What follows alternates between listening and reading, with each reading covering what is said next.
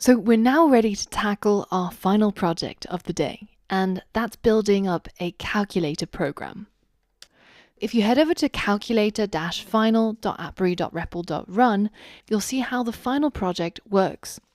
We get to enter a number and then pick an operation and then pick the next number, and it will calculate the result. Now, at this point, we can either continue to calculate with the result from the previous step, so let's multiply it by 2. Alternatively, I can type n, and that clears the screen and lets me start out a new calculation. Like so. Now, because a lot of the concepts that are covered in this project are actually quite difficult, I want to go through this project together. And while we're building it up, there's also a lot of small challenges along the way that I want you to tackle. Once you're ready, head over to the calculator starting file and fork your own copy to get started. This calculator is going to have some different functions that it can do. So for example, we'll start out with a add function, which takes two inputs, n1 and n2, and then it simply just returns n1 plus n2. This is pretty simple. This is all that there is to the functionality of adding. Takes one number and adds it to the other one. And I want you to go ahead to create the functions in this same format for these other mathematical operations. So subtract, multiply, and divide. Pause the video and complete this challenge. All right, so subtract is as simple as add. So we'll just call it subtract. We pass in again two numbers, n1 and n2, and we'll return the outcome as n1 minus n2. And for time's sake, I'm just going to copy and paste these for the last two, and I'm going to rename them multiply and divide. And then when numbers are multiplied, we use the asterisk sign, and when number are divided, we use the /. So now we have four functions: add, subtract, multiply, and divide. And what we want to do is we want to somehow store these functions inside a dictionary. Here's another challenge for you. Can you create a dictionary where the keys are each of these symbols that we've used to add or subtract or multiply, and the values are just the names of the functions? So pause the video and try that now. All right, let's go ahead and create this dictionary. Now we start out, of course, with a set of curly braces, and as I mentioned, each of the keys are going to be the symbols for the operations, and the values are going to be the names of the functions. So we've got plus, and then we've got subtract, multiply, and divide. So now we have this dictionary. Let's go ahead and save it inside a variable called operations. Now this dictionary is going to act as the means in which we're going to call these functions. At some point down here, we want to be able to tap into the operations and then pass in the key that we want. So for example, multiply, and then store this as the function that we want. That means we can then call this function and then pass in one number and a second number, and this function is currently going to act as the multiply function.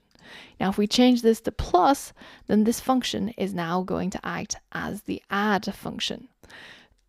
So now the next thing we're going to do is we're going to create a variable called num1, where we ask the user for an input to say, what's the first number? And this number, of course, has to be converted into an integer. Now, the next thing to do is to ask them for the second number. So this is going to be pretty much the same as this line of code, other than the word second. Now, the next thing is we want to ask them which of these operations they want to do. Firstly, we want to be able to loop through this dictionary and print out each of these keys. And then we're going to ask the user to type out one of them so that we can figure out which operation they actually want to do. Go ahead and try to use a for loop to loop through this dictionary of operations and print out each of these symbols. All right, now we're going to use a for loop, and we know that when we use a for loop with a dictionary, it will loop through all the keys rather than the values or the actual entries. We can say for each symbol in the dictionary operations, go ahead and print out the symbol. And at the moment, if I run this code, you'll see that it'll ask us for the first number, the second number, and then it's going to loop through that list and then print out all the operations. So now we're ready to go ahead and ask them for an operation symbol. Pick an operation from the line above. So they're going to see all of these keys, and then they get to pick an operation like so. And that symbol is now going to be saved within this variable.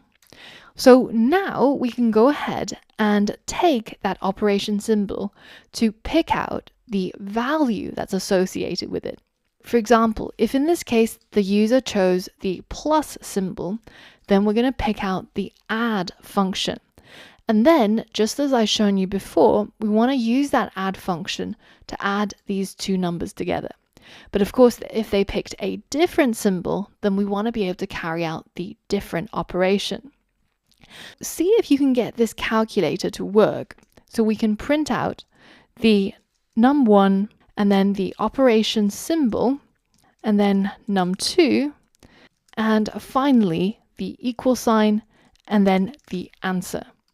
See if you can make this line of code work and make sure that it works whenever you choose any of these operations, and it'll calculate it using these numbers that you input. Pause the video now. All right, so the first thing we need to do is to get hold of the calculation function. And this is going to be done using the operation symbol. So we're going to tap into our dictionary of operations here, and then we're going to use the square brackets to pass in the operation symbol. Now we can use this calculation function as if it were any of these functions. And that's of course based on the choice the user made here. So we can now say calculation function, and we can pass in the num1 as the first input, num2 as the second input. And of course, our function all have a return value.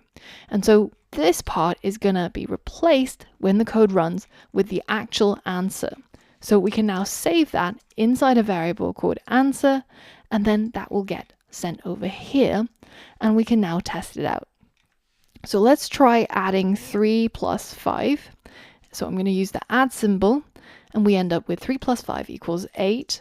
Now, what about something a little bit more complicated? 45, 78, and we'll choose multiply.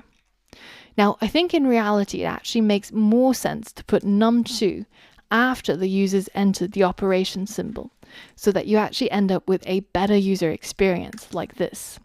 You can pick the first number, pick the operation, and then pick the second number.